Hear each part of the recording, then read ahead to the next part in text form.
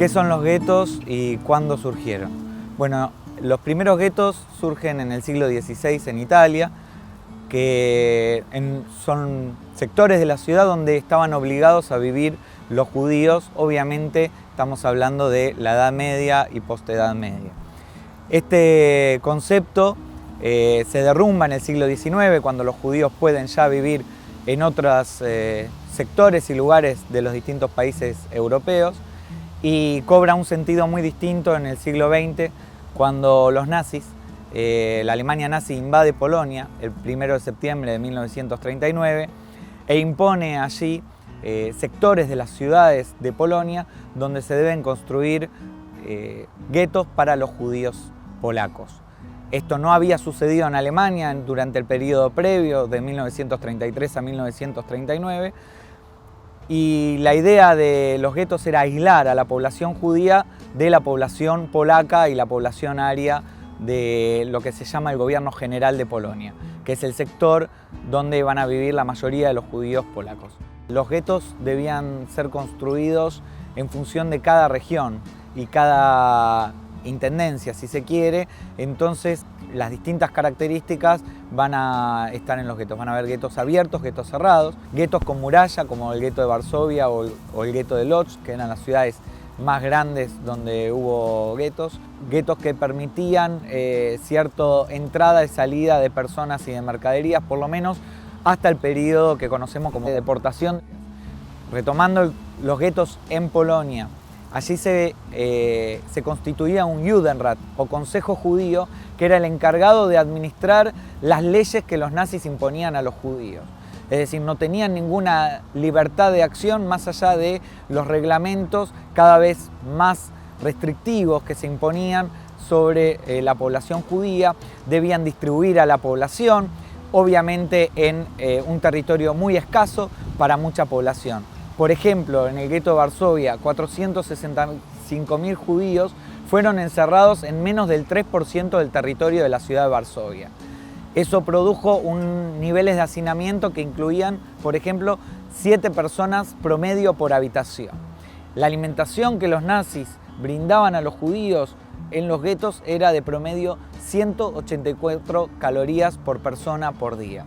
Ello obligaba a que en los distintos guetos de Polonia se organicen formas de contrabando que brindaban el 80% de la alimentación de los guetos. Como dije antes, las características de los guetos grandes y de los guetos chicos son bien diferentes, y la situación va a empeorar cuando se empiece a implementar la solución final en 1942, con la deportación de cientos de miles de judíos desde los guetos hacia los campos de exterminio que se instalaron en la primavera de 1942 y que implicó la liquidación de la mayoría de los guetos polacos. ¿Cómo reaccionaron las poblaciones ante el encierro, ante el hostigamiento de la población judía durante el Holocausto? Bueno, hay que distinguir, por ejemplo, la Alemania nazi, que fue del 33 al 39, donde la población no reaccionó ante las sucesivas leyes que hostigaron y que señalaron a los judíos durante ese periodo. Sí podemos decir que durante la Segunda Guerra Mundial, en ese contexto, la ocupación de distintos países europeos provocó diversas reacciones que tenían que ver con varios factores. En primer lugar, la política de la Alemania nazi en cada país fue diferente.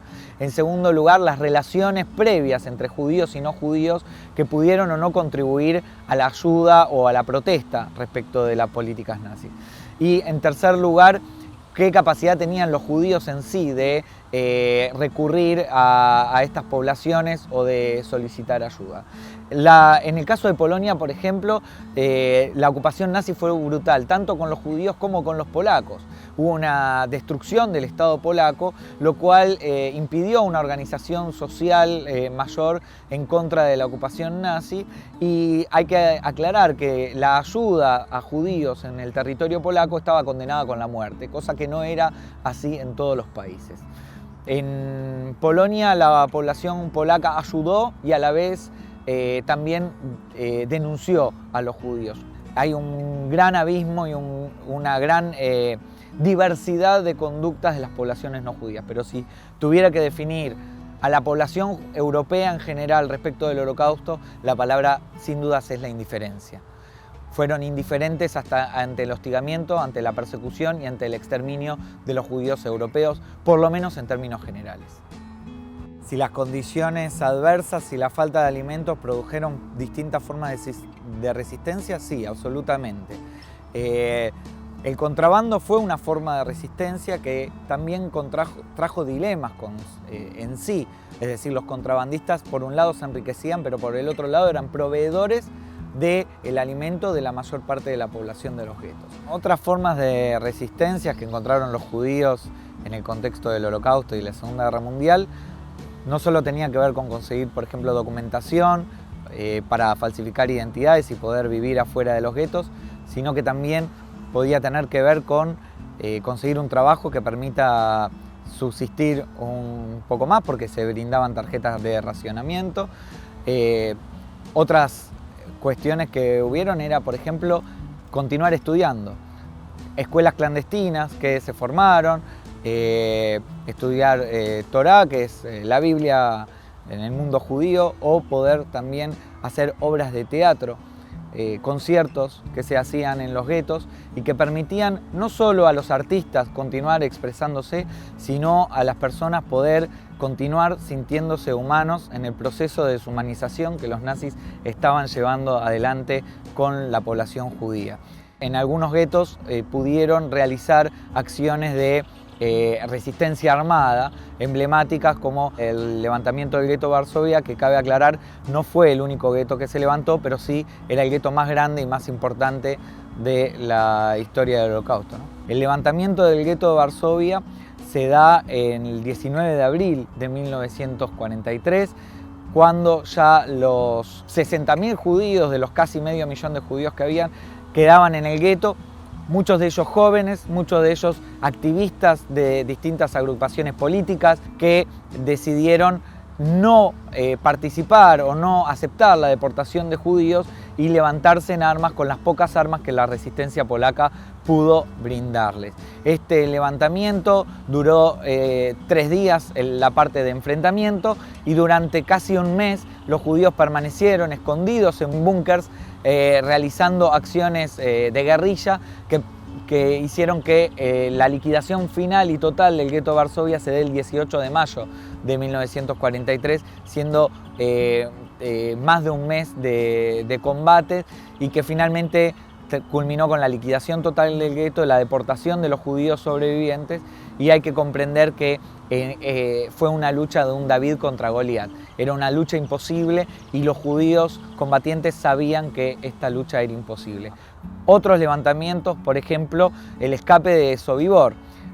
Unos 300 prisioneros de los 600 que había en el campo de exterminio de Sobibor lograron enfrentarse a los nazis, lograron escapar, 150 de ellos lograron sobrevivir y lo más importante, el campo de exterminio de Sobibor dejó de funcionar en octubre de 1943 producto de este levantamiento. Y hubo levantamientos en otros guetos como el gueto de Białystok o como el gueto de Vilna. Obviamente la mayoría de los levantamientos, por no decir todos, fracasaron, pero fueron una señal de combate, de lucha hasta el último hombre. Es importantísimo en la narrativa del Holocausto incluir las voces de las víctimas, conocer a los personajes, porque nos permite una mejor empatía con la situación. Podemos agarrar, por ejemplo, el caso del gueto de Varsovia. Tenemos un educador, pedagogo importantísimo como Janusz Korczak, que decidió marchar junto con los niños de su orfanato hacia el campo de exterminio de Treblinka y acompañarlos hasta el último momento. En ese mismo gueto vivía Emanuel Ringelblum, un historiador que con un grupo de académicos y de periodistas decidió registrar todos los hechos y eventos en las crónicas del gueto de Varsovia, y los documentos que quedaron de aquellos registros nos permiten hoy conocer mucho del día a día del gueto de Varsovia. O Mordechai Anilevich, Antek Zuckerman, Marek Edelman, Silvia Lubetkin, hombres y mujeres que lucharon en el levantamiento del gueto de Varsovia y que permitieron que la memoria judía, la construcción de la memoria judía tenga un sentido diferente. Lucharon por sus vidas hasta el último momento, que era un acto de arrojo y que esos 600, 700 combatientes que lucharon contra la maquinaria nazi dejaron un legado. Y creo que poco a poco se va entendiendo el emblema que este evento significó para la historia de la humanidad y cómo a nivel educativo nos permite reflexionar sobre las víctimas y sobre cómo evitar que existan nuevas víctimas, sobre los perpetradores y cómo evitar que existan nuevos perpetradores y nuevos genocidios, sobre los justos y salvadores, aquellos que ayudaron a los judíos durante el Holocausto sin ser judíos y sin correr riesgo de sus vidas, arriesgaron sus vidas para ocultar, salvar judíos. Sobre ellos podemos aprender de solidaridad, de modelo educativo, de cómo ver en el otro cuando tiene una necesidad, ayudar, tender una mano. No hace falta ser Oskar Schindler o Irena Sendler para poder ayudar a los otros. Podemos, desde nuestro pequeño lugar, contribuir a aquellos que más lo necesitan. Tenemos que aprender a no ser indiferentes ante las necesidades, ante los actos de violencia, ante la persecución, ante el señalamiento. Tenemos que poder reflexionar de cómo alzar nuestras voces, de cómo democráticamente poder discutir y poder llegar a acuerdos y poder convivir en una sociedad mejor.